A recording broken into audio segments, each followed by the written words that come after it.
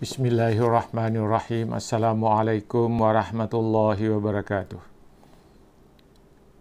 Alhamdulillahirabbil alamin wa bihi nasta'inu ala umurid dunya waddin. Wassalatu wassalamu ala asyrafil anbiya'i wal mursalin sayyidina wa maulana Muhammadin wa ala alihi wa sahbihi ajmain. Amma ba'd. Para pendengar, para penonton, para pencinta ilmu yang dirahmati Allah Subhanahu wa Ta'ala, marilah kita pada malam hari ini memanjatkan puja dan puji syukur kehadirat Allah Subhanahu wa Ta'ala atas rahmat dan karunia yang dianugerahkannya kepada kita sekalian, sehingga kita tetap senantiasa dalam keadaan sehat walafiat. Selanjutnya, untuk mengisi santapan rohani pada malam hari ini, hari Rabu, tanggal 7 Oktober 2020. Saya masih ingin menyambung tausiah saya dengan tema besarnya adalah memahami perjalanan hidup dan mati. Kali ini saya akan sampaikan langkah yang ke-8 agar seseorang dapat menjadi husnul khotimah. Aspek yang ke-8 atau langkah yang ke-8 yang harus dilakukan oleh seseorang untuk mencapai husnul khotimah itu adalah menjaga hubungan dengan lingkungan. Lingkungan hidup, alam lingkungan, tanah, air, dan udara sangat kita butuhkan untuk kelangsungan kehidupan kita, untuk kelangsungan kehidupan alam dan lingkungan itu sendiri. Untuk itu, maka setiap manusia harus dapat menciptakan lingkungan yang baik dan lingkungan yang sehat. Lingkungan yang baik dan lingkungan yang sehat merupakan sesuatu yang sangat dibutuhkan oleh manusia. Lingkungan yang tidak baik akan berbahaya bagi kehidupan manusia. Lingkungan yang tidak sehat akan berbahaya bagi lingkungan kehidupan manusia. Dengan begitu, semua manusia akan dapat hidup dengan baik dan sehat pula. Menjaga lingkungan tidak hanya mewujudkan kemaslahatan bagi kehidupan di dunia, tetapi juga menghasilkan kenikmatan di akhirat. Hal ini misalnya dinyatakan oleh Allah di dalam Al-Quran surah Al-A'raf, surah yang ke-7 ayat 56, di mana Allah menegaskan, Janganlah kamu membuat kerusakan di bumi sesudah Allah memperbaikinya, dan berdoalah kepadanya dengan rasa takut.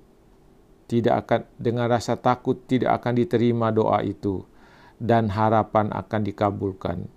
Sesungguhnya rahmat Allah amat dekat kepada orang-orang yang berbuat baik. Para pendengar, para penonton, para pencinta ilmu, Allah sudah menciptakan lingkungan ini dengan sangat baik, dengan tata dan aturan yang terbaik untuk kehidupan manusia, untuk kemaslahatan manusia. Karena itulah manusia tidak boleh merusak tatanan lingkungan yang sudah baik, yang telah diciptakan oleh Allah, yang telah diciptakan oleh Allah untuk kehidupan manusia dan seluruh makhluk Allah yang ada di alam ini. Maka Allah menegaskan bahwa jangan sampai kalian melakukan pengerusakan terhadap lingkungan, karena lingkungan itu akan berdampak pada kehidupan manusia. Lingkungan yang baik akan membawa kebaikan bagi kehidupan manusia. Lingkungan yang sehat akan membawa kehidupan yang sehat bagi manusia. Sebaliknya, lingkungan yang tidak baik akan membawa hal yang tidak baik bagi kehidupan manusia.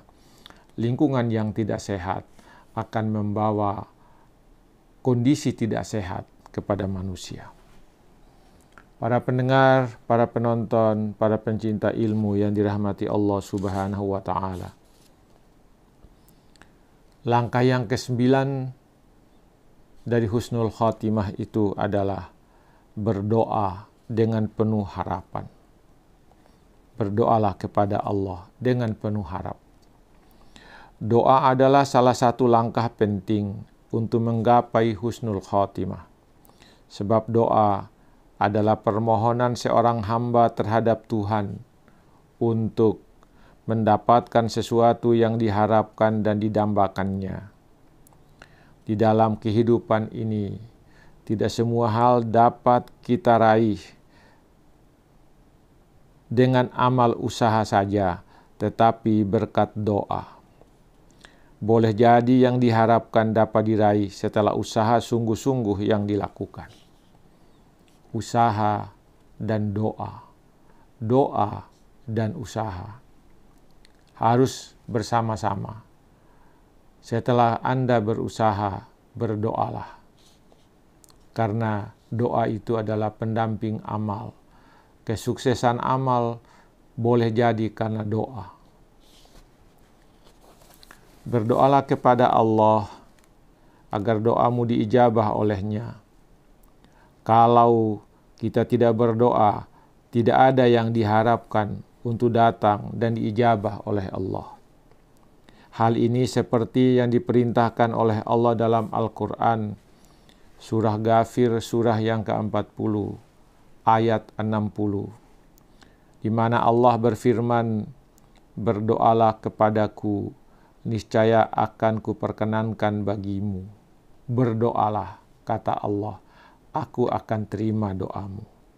Sesungguhnya orang-orang yang menyombongkan diri dari menyembahku, orang-orang yang tidak mau berdoa kepada Allah, kata Al-Quran, akan masuk neraka jahanam dalam keadaan hina dan dina, kata Allah.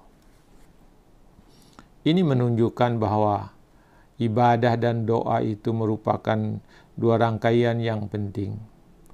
Dalam hadis Rasulullah yang lain dikatakan, ad-du'a mukhul ibadah. Doa itu adalah otaknya ibadah. Ibadah yang dilakukan oleh seseorang tanpa doa, ibaratnya seseorang yang hidup tanpa ada otaknya di dalam dirinya. Demikianlah perumpamaan yang diberikan oleh Rasulullah. Kita tidak boleh ragu apakah doa kita diterima oleh Allah atau tidak. Kita harus meyakini bahwa semua doa yang kita mohonkan dikabulkan oleh Allah. Harus kita yakini hal seperti itu. Hal ini seperti yang dinyatakan oleh Rasulullah dalam sebuah hadisnya yang diriwayatkan oleh At-Tirmizi dari Abu Hurairah. Rasulullah sallallahu alaihi wasallam bersabda, berdoalah kalian kepada Allah, dan engkau harus meyakini bahwa Allah mengabulkan doa kalian. Ini pesan Rasulullah sallallahu alaihi wasallam. Ketahuilah, kata Rasulullah, bahwa Allah tidak akan mengabulkan doa dari seseorang yang hatinya lalai dan lupa dari mengingat Allah Subhanahu wa Ta'ala. Para pendengar, para penonton, para pencinta ilmu yang dirahmati Allah Subhanahu wa Ta'ala, begitu pentingnya doa dalam kehidupan kita. Sampai kata Allah dalam Al-Quran, orang yang tidak suka berdoa akan masuk dalam neraka dalam keadaan hina dina. Kemudian orang yang tidak beribadah dan tidak berdoa kepada Allah bagaikan ibadahnya yang tidak punya otak, kata Rasulullah. Demikianlah para pendengar, para penonton yang dirahmati Allah Subhanahu wa Ta'ala. Dalam hadis yang lain, Rasulullah menyatakan, La yaruddul qada'a illa du'a. Tidak ada yang bisa menolak qada dan qadar Tuhan itu kecuali doa. Berdoalah. Semoga Allah merubah apa yang tidak engkau inginkan menjadi apa yang engkau inginkan. Semoga ini ada manfaatnya bagi kita sekalian. Lebih dan kurangnya mohon dimaafkan. Wabillahi taufiq wal hidayah. Wassalamualaikum warahmatullahi wabarakatuh.